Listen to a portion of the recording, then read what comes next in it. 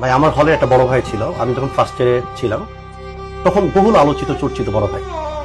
চর্চিত হওয়ার কারণ কি জানেন? কারণটা হচ্ছে ভাই কারণ বাজারে যে মোড়টা আছে না ভাই, ওইখানে পেপার বিক্রি করতো।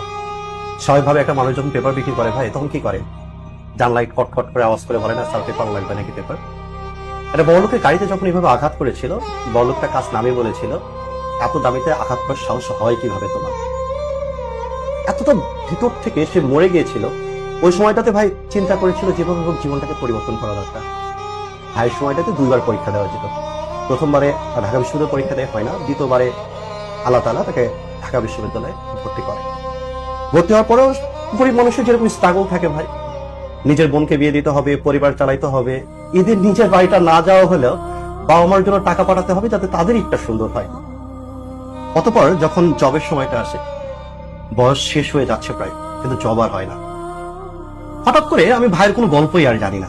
আমি যখন মাস্টার্সে খুব সম্ভবত ওই সময়টাতে একদিন সন্ধ্যার দিকে একজন ভদ্রলোক আসে, দেখতে খুবই সুন্দর, সোপের বোটে। হঠাৎ করে দেখে না আমি তাকে চিনি নাই। এরপরে ভাইকে যখন কাছে থেকে দেখলাম তখন দেখলাম ভাই তো সেই ভাই, খুশিতে জড়াই ধরলাম। আনন্দের বিষয়টা ছিল ভাই কত ভালো আছে সেটা না, আনন্দের বিষয় হচ্ছে ক্যাম্পাসের বড় ভাইকে পেয়েছি, আজকে মনে হয় ভরপুর খাওয়া দাওয়া হবে। ভাই আমরা যতগুলো পরিচিত ছিলাম ভাই সবাইকে নিয়ে হল গেটে নামলো। নামার পরে আমাদেরকে আচমকা একটা জায়গায় একটু সামনে নিয়ে গেল।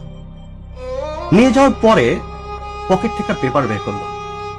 বের করার পরে নিজের গাড়িতে টক টক করে আওয়াজ করছিল আর বলছিল স্যার পেপার লাগবে নাকি পেপার। আর ওনার চোখ দিয়ে ঝরঝর করে অশ্রু বইতেছিল।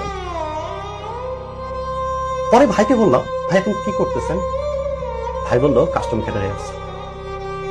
স্বপ্নটা এমনই ভাই, যেটার কারণে ওই যে এপিজে আব্দুল কালাম আজাদ বলছিল না ভাই, স্বপ্ন ওইটাই, ঘুমের মধ্যে যেটা দেখো সেটা তোমার স্বপ্ন না, যার জন্য তোমার ঘুম হয় না সেটাই তোমার স্বপ্ন।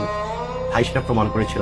আমার জীবনে দেখা জীবন্ত কিংবদন্তি বলতে পারি ভাই, যার কথা মনে হলে সবসময় মনে হয় নিজেকে অনেক বড় হতে হবে, যেখানে বাবার পরিচয় আমাকে পরিচিত হতে হবে না, আমার পরিচয়ে বাবা পরিচিত হবে।